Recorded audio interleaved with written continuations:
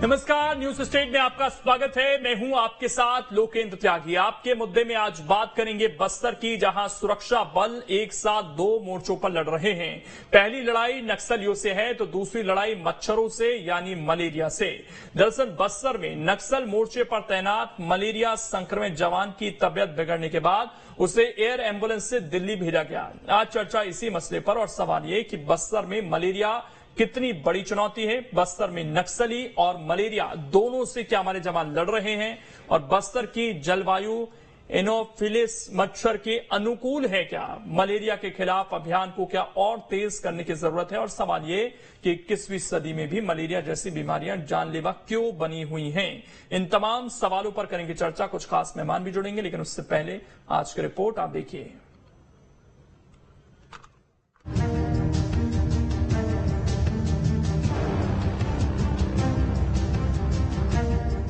छत्तीसगढ़ में बस्तर में तैनात जवान दो मोर्चों पर लड़ते हैं। पहला नक्सलियों से, दूसरा मलेरिया से। बस्तर में एक बार फिर मलेरिया की वजह से सीआरपीएफ के एक जवान की हालत गंभीर हो गई है। जानकारी के मुताबिक बस्तर में नक्सल मोर्चे पर तैनात जवान की तबीयत बिगड़ गई। जवान अकन राव को 28 जुलाई को जगदलपुर के अस्पताल में भर्ती कराया गया। हालत बिगड़ने पर हैदराबाद से एयर एम्बुलेंस को बुलाया गया। 31 जुलाई को एयर एम्बुलेंस से जवान को दिल्ली भेज दिया गया। बस्तर के इतिहास में पहली बार किसी जवान के लिए ग्रीन कॉरिडोर बनाया गया। मलेरिया से पीड़ित जवान अकन राव बीजापुर में सीआरपीएफ की 153वीं बटालियन में तैनात है। ये कोई नया मामला नहीं है। बस्तर से पहले भी ऐसी खबरें आती रही हैं। इससे पहले भी कई जवान इसका शिकार हो चुके हैं। दरअसल बस्तर के कैंपों में तैनात जवानों को मलेरिया रोधी टैबलेट क्लोरोक्विन दी जाती है। कई बार इसके चलते जवानों के शरीर में रेजिडेंस होने लगता है। इससे प्लाज्मोडियम फैल्सिपेरम जीवाणु का संक्रमण तेजी से होने लगता है। कई बार स्वास्थ्य केंद्र तक पहुंचते पहुंचते जवान कोमा में चले जाते हैं। कभी कभी हॉस्पिटल में मलेरिया पीड़ित जवान की दवाई की पूरी डिटेल नहीं होती है, जिस वजह से कई बार नए डॉक्टर उन्हें कम पावर की एंटी मलेरिया मेडिसिन दे देते हैं, जबकि मलेरिया पीड़ित जवान इससे अधिक पावर की दवा का सेवन पहले कर चुका होता है। हालांकि छत्तीसगढ़ ने मलेरिया उन्मूलन में काफी अच्छा काम किया है। छत्तीसगढ़ अलग राज्य बनने के बाद जहां पहले प्रति 1000 व्यक्ति पर मलेरिया का ग्राफ 16 से ज्यादा था, वहीं 2020 में प्रति 1000 पर मलेरिया का ग्राफ 2 से भी नीचे आ गया। हालांकि बस्तर संभाग में अब भी मलेरिया के खिलाफ निर्णायक लड़ाई बाकी है। Team news state. और चर्चा करने के लिए खास मेहमान इस वक्त हमारे साथ जुड़ गए हैं। डॉक्टर विनय वर्मा जी हैं, सीएमओ हैं। डॉक्टर शरद पंडित जी हैं, रिटायर्ड निदेशक हैं स्वास्थ्य सेवा के। और रामनिवास यादव जी हैं, रिटायर्ड डीजीपी हैं। आप तीनों का बहुत बहुत स्वागत है। विनय जी, शुरुआत मैं आपसे ही कर रहा हूं कि एक तरफ नक्सलियों से लड़ना है, दूसरी तरफ ये बीमारी कितना चुनौतीपूर्ण है हमारे जवानों के लिए। देखिए, जाहिर सी बात है, हमारे सभी जवान देश की सेवा कर रहे हैं, साथ साथ उनको बीमारियों से भी लड़ना पड़ता है। तो जैसे बस्तर इलाका एक जंगल इलाका है, वहां पे अगर कैंप लगा रहे हैं हमारे जवान, तो आसपास हमको सोर्स रिडक्शन करना बहुत जरूरी होता है। और जाहिर सी बात है, बरसात के दिनों में मलेरिया हो गया, डेंगू हो गया, ऐसे वायरल और पैरासाइट बोर्न डिजीज होते हैं, जिनके कारण से हमारे जवानों को बहुत ज्यादा दिक्कतें होती है। और हाल ही में अभी जैसे कि सभी को पता है कि बहुत सारे जवान को डेंगू होने के कारण से दिल्ली शिफ्ट किया गया है। तो हमको सोर्स रिडक्शन में ज्यादा ध्यान देना है अभी फिलहाल बरसात के दिनों में। ठीक है, रामनिवास यादव जी, आप वहां की भौगोलिक स्थितियों को भी समझते हैं और बेहतर तरीके से बता सकते हैं कि आखिरकार ये मच्छर जनित बीमारियां जिनका इलाज हो सकता है, तो हम अपने जवानों को वहां पर इलाज क्यों नहीं मुहैया करा सकते, क्यों इतनी इमरजेंसी में दिल्ली भेजा जा रहा है। और दूसरा ये कि क्या इसका कोई उपाय है कि भाई वहां पर जवान अगर हैं तो दुश्मनों पर फोकस करें, मच्छरों पर फोकस ना करें। नमस्कार, मैं सभी का स्वागत करता हूँ। ये डॉक्टर साहब भी जानते हैं, जैसे कि वहाँ बस्तर में ह्यूमिडिटी, गर्मी के दिनों में बहुत ह्यूमिडिटी रहती है, बहुत गर्मी रहती है, और बरसात में एकदम फॉरेस्ट कवर बहुत ज्यादा बढ़ जाता है, जिसमें कि और पानी वहाँ बहुत होता है, तट में मिलता है, बहुत ठीक मिलता है। तो जवानों को जो जैसे नॉर्मल मलेरिया हुआ या डेंगू हुआ तो शुरू में पता नहीं चलता, उनको प्रिवेंटिव डोजेज दी जाती हैं। सीआरपीएफ हो, बीएसएफ हो या आईटीबीपी के जवान हैं और हमारे सीएफ के जवान को उनको प्रिवेंटिव डोज दी जाती है। लेकिन एक बार यदि मलेरिया हो गया है और उनको फिर या डेंगू हो गया है तो टेली मेडिसिन के साथ भी उनको गाइड किया जाता है। लेकिन जब होने के बाद जब स्थिति खराब होती है तो वहाँ कोई नजदीक में कोई ऐसी मेडिकल सेंटर नहीं है जिसकी वजह से हम उनको वहाँ पे मदद दे सकें। इसलिए फिर उनको एयरलिफ्ट करके जहाँ भी नजदीक में हेलीपैड है वहाँ लेके आते हैं, फिर वहाँ से जगदलपुर लेके आते हैं, जगदलपुर से लेके जो है और फिर रायपुर। पहले भी ये कई बार ये हुआ था कि यदि बहुत अंदरूनी कोई पोस्ट है तो वहाँ छोटा हेलीकॉप्टर गया, वहाँ से दंतेवाड़ा तक उसको लेके आया, दंतेवाड़ा से फिर MIA में उसको जगदलपुर लेके आए, जगदलपुर से उसको एयरलिफ्ट करके फिर रायपुर लेके आए। तो इस प्रकार की पहले कार्रवाई हुई है, अभी भी कार्रवाई पुलिस वहाँ पे बहुत अच्छे से कर रही है। तो बीमारियों से तो ये तो सतत एक लड़ाई है, क्योंकि हम ये नहीं कह सकते कि जैसे बड़ा शहर हो या छोटा हो, लेकिन वहाँ पे क्योंकि फॉरेस्ट एरिया ज्यादा है तो एक मलेरिया ज्यादा फैलने की संभावना बनी रहती है। ठीक है शरद पंडित जी, प्रिकॉशनरी हमारे जवान क्या कर सकते हैं वहां पर, क्योंकि जो वहां की भौगोलिक परिस्थितियां उनको तो नहीं बदला जा सकता, लेकिन प्रिकॉशंस जरूर लिए जा सकते हैं। तो इस तरह की बीमारियों से बचने के लिए क्या किया जा सकता है? बिल्कुल लोकेन जी, ये बहुत ही वैलिड आपने पॉइंट उठाया है। देखिए, हमको 2 स्टेप्स पे काम करना पड़ेगा। जो हमारा पहला है स्टेप वो प्रिवेंटिव ही है, और प्रिवेंटिव के साथ साथ दूसरी स्टेप जो होती है वो क्यूरेटिव होती है। अब जिन परिस्थितियों में रहते हैं और जो वहाँ का प्रिविलेंस रेट है, खास करके छत्तीसगढ़, बस्तर, दंतेवाड़ा, ये इन एरियाज में ये बहुत ज्यादा है। पूरे देश में ये जो है बहुत ही हाई लेवल पर है। अब देखिए क्या होता है कि प्रिवेंटिव स्टेप्स में ये है कि एक तो जो है इन जो है हमारे जवानों को या वहाँ रहने वाले जो भी लोग हैं उनको जो है वो मच्छरदानी के उपयोग पे ध्यान देना चाहिए। फिर जो है एंटी मॉस्किटो जो मेजर्स हैं, जैसे कि हमारे ये जो मॉस्किटो रिपेलेंट होते हैं, इस तरह की चीजें प्रोवाइड करना चाहिए। और इसके साथ साथ इनका पीरियडिकल चेकअप और क्लोरीन की टेबलेट जो है पीरियडिकली दी जाती है, ये सब चीजों का ध्यान रखा जाना चाहिए।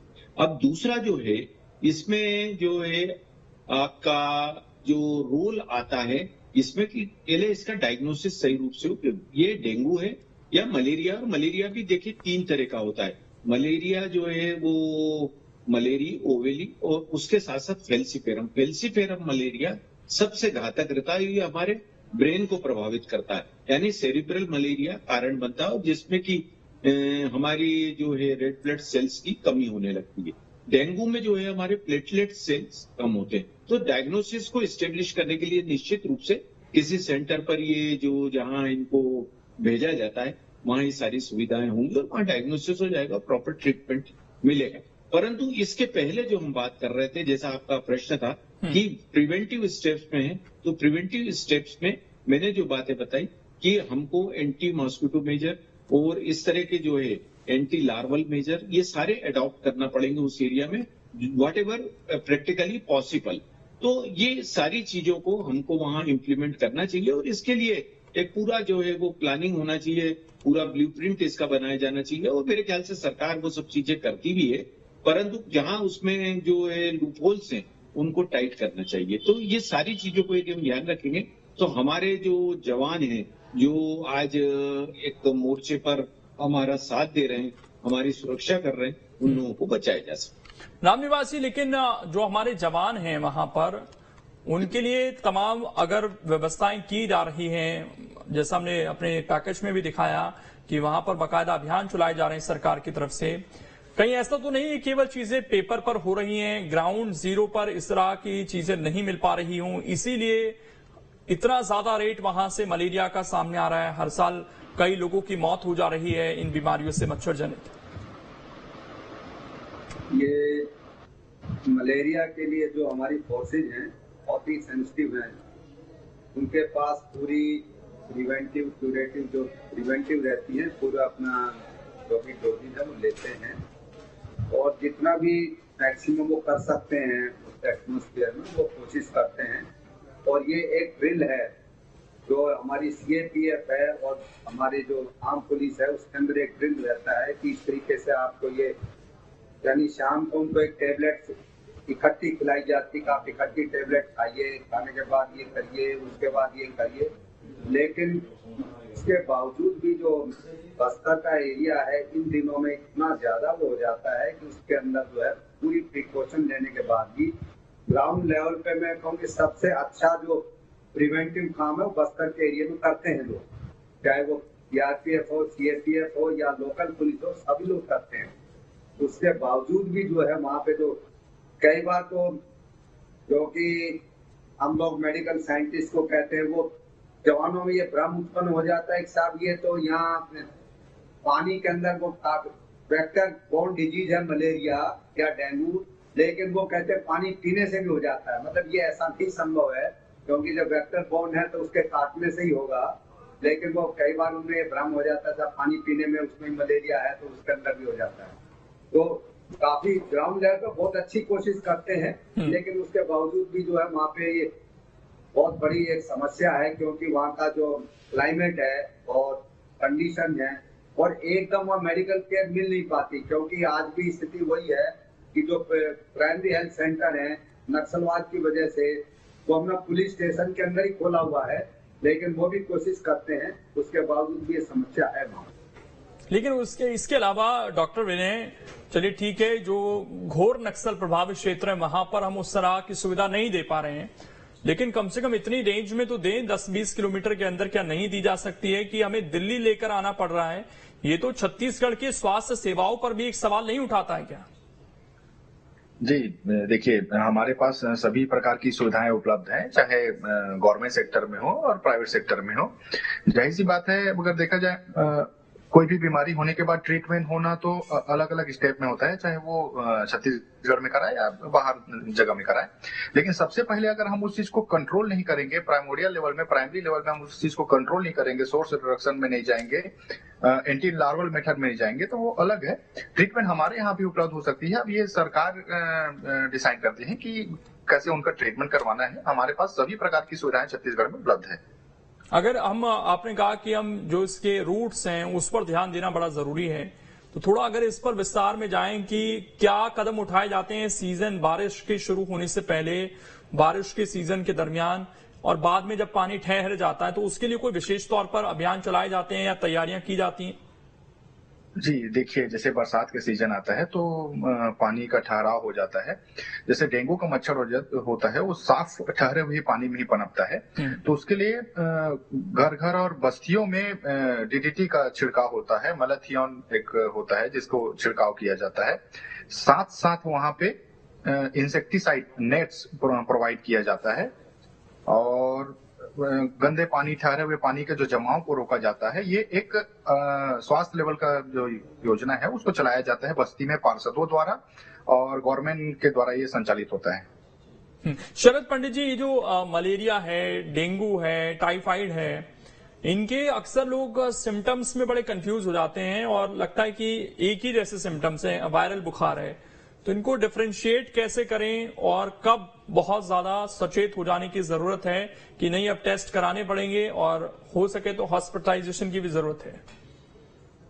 देखिए, ये जो डिफरेंशिएशन है केवल स्पेसिफिकली लक्षणों के आधार पर तो बहुत ज्यादा डायग्नोसिस हम नहीं बना सकते, परंतु फिर भी एक मोटे मोटे तौर पर यह होता है कि मलेरिया के बुखार के साथ बहुत ही शिवरिंग होती है और जो है राइगर्स आते हैं और ठंड लगने लगती है।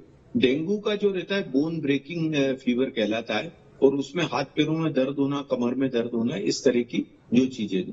टाइफाइड जो है वो जरूर, जैसा कि अभी DIG साहब ने बताया, पीने के पानी से जो है इन्फेक्टेड पानी हो उससे हो सकता है। मलेरिया अलबत्ता उससे नहीं होता है, परंतु ये जो है अलग अलग इस तरह की जो डायग्नोसिस एस्टेब्लिश करने के लिए हमको लेबोरेटरी टेस्ट पर ही डिपेंड करना पड़ेगा। मलेरिया के हम स्लाइड्स बनाते हैं, डेंगू के लिए भी परीक्षण होता है, उसको जो है वो वायरस को आइडेंटिफाई किया जाता है।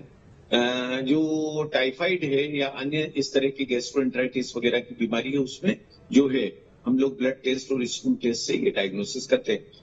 इसमें जो है निश्चित रूप से जो है शासन इस स्तर पर, और जैसा कि अभी विनय जी ने बताया, बहुत अपनी तरह से अपना काम ईमानदारी से और पूरी तत्परता से करता है। पर इसके साथ ही साथ हमको ये देखना होगा कि कहीं जहां कुछ कमियां हैं उसको हम कैसे दूर करें। बावजूद इसके इंसिडेंस का परसेंटेज तो काफी कम हुआ है, जैसा कि आंकड़े बता रहे हैं। दूसरा जो है, इसमें हम लोग जो है चाहे तो एक प्लान ये बना सकते हैं कि मोबाइल टीम्स को ऐसे क्षेत्रों में भेजकर, और मोबाइल हेल्थ टीम में यदि डॉक्टर वहां स्थायी रूप से उपलब्ध नहीं है तो मोबाइल टीम्स को भेज के एक छोटी मोटी लेबोरेटरी वहां भेज के, यानी कि उसके साथ ही जो है जहां बेसिक टेस्ट हो सकते हैं वो सब करवाने का प्रयास करें। और निश्चित रूप से मेरा ये विश्वास है कि ये लोग सब करते होंगे, परंतु ये मेरा सुझाव है कि इसमें कसावट लाई जाए और इस ढंग से स्पॉट पे डायग्नोसिस हो जाए, ताकि परिस्थितियां इतनी बिगड़े नहीं, यानी जो प्रारंभिक अवस्था में डायग्नोसिस हो जाए और उसका उपचार। रामनिवास जी, इसको भी थोड़ा सा आपसे समझना चाहेंगे कि जो कैंप हैं उनकी स्थितियां क्या हैं वहां पर, जहां पर हमारे जवान ठहरते हैं, किस तरह की सुविधाएं उन्हें मिलती हैं वहां पर, और दूसरा उनका जो बॉडी चेकअप है, अगर कोई बीमार पड़ गया है तो उसका ब्लड चेकअप, ये सब सुविधा क्या उपलब्ध हो पाती है वहां पर? क्योंकि जब बहुत अर्ली स्टेज में कोई बीमारी है तो उसका डायग्नोस उसी वक्त हो जाए, या फिर जरूरत है उसे बाहर ले जाने की, तो भी एकदम इमरजेंसी सिचुएशन में ये कदम ना उठाना पड़े, पहले ही उसके बारे में अगर पता चल जाए टेस्ट के जरिए, तो क्या ये सारी सुविधाएं वहां पर उपलब्ध होती हैं या फिर नहीं? ये देखिए, जो बस्तर का टेरेन है, वहाँ की जो पुलिस के लिए कंडीशन है, मैं पूरे देश में सबसे कठिन परिस्थिति बस्तर में है। जम्मू कश्मीर हो या नॉर्थ ईस्ट हो, वहाँ पे जो जवानों के लिए स्थिति बनी हुई है वो 1947-1948 से वहाँ पे एक अपग्रेड चीजें होती जा रही हैं। बस्तर में ये चीजें जो हैं वो समझिए 2006, 2007, 8, 10 से शुरू हुई हैं। तो यदि हम जवानों से पूछते हैं, वहाँ खुद भी देखा है कि सबसे कठिन परिस्थितियां वहाँ पर है। कोई मेडिकल पीएचसी नजदीक में रहती नहीं है, क्योंकि नक्सली और रास्ते में वहाँ मरीज को ले जाना संभव नहीं होता। यदि उसको मरीज को ले जाते हैं तो नक्सली में रास्ते में अटैक की संभावना बनी रहती है। तो शुरू में जवान भी सोचता है कि हल्का बुखार है, वो कंफ्यूजन में रहता है, और फिर उसको दंतेवाड़ा या जगदलपुर या एक तरीके से डिस्ट्रिक्ट हेडक्वार्टर पे लाने के लिए संभावना बनी रहती, जो कि कठिन बहुत है। वहाँ पे डिस्ट्रिक्ट हेडक्वार्टर पे लाने के लिए भी कई बार 1-1, 2-2 दिन लग जाता है। तो उसकी वजह से ये जो प्राइमरी चेकअप है वो जवानों का बहुत मुश्किल हो जाता, हो नहीं पाता। और जब स्थिति बिगड़ती है तो फिर इसको एयरलिफ्ट या इमरजेंसी जो सिचुएशन है उसमें करते हैं। पहले हम लोगों के टाइम में भी था कि 3-3, 4-4 उसको लिफ्ट करके उसको जवान को लेके आना पड़ता था। और जितना भी सरकार का हेल्थ सेंटर है वो बहुत कोशिश करते हैं, ये नहीं कह रहे सरकार के पास कोई कमी है, सरकार पूरा कोशिश करती है, लेकिन नक्सलवाद की वजह से वहां तक पहुंचना और वो चीजें पहुंचाना मुश्किल हो जा रहा है। और जवानों को भी बाहर निकलना और बाहर आके टेस्ट करना वो मुश्किल हो जा रहा है। और नजदीक में वो जितने की कोशिश करते हैं, क्योंकि उनको मालूम है कि तभी जैसे आपने भी स्लाइड में दिखा रहे हैं कि बस्तर में लड़ाई तो हो रही है, नक्सलवाद से ज्यादा लड़ाई कई बार मलेरिया से लड़ाई लड़नी पड़ती है, ज्यादा कठिन है। बिल्कुल, नक्सलवाद से लड़ाई लड़ना आसान हो जाता है। तो वहाँ की जो भौगोलिक स्थिति है और नक्सलवाद की स्थिति है, उसकी वजह से वहाँ पे कठिन परिस्थितियां हैं। लेकिन जिला प्रशासन, मतलब इस चीज से ये भी चीज स्थापित हो रही है कि अभी भी हम जो ये घोर नक्सल इलाके हैं, यहाँ पर अभी भी हम सेवाएं नहीं ले जा पा रहे हैं और मुश्किल हैं, चुनौतियां बहुत हैं। यहाँ की भौगोलिक स्थितियां तो हैं ही, लेकिन वहां पर अभी भी विकास कार्य होना बहुत ज्यादा बाकी हैं। शायद यही वजह है कि इस तरह की सिचुएशंस आती हैं जवानों के सामने, जब वो बीमार पड़ते हैं तो इलाज नहीं मिल पाता है उन्हें और एयरलिफ्ट करने जैसी स्थितियां आ जाती है। बहरहाल समय इतना ही है, बहुत शुक्रिया आप सभी का जुड़ने के लिए और इस चर्चा का हिस्सा बनने के लिए। फिलहाल छोटे से ब्रेक के लिए यहाँ पर रुकेंगे, खबरें लगातार जारी हैं।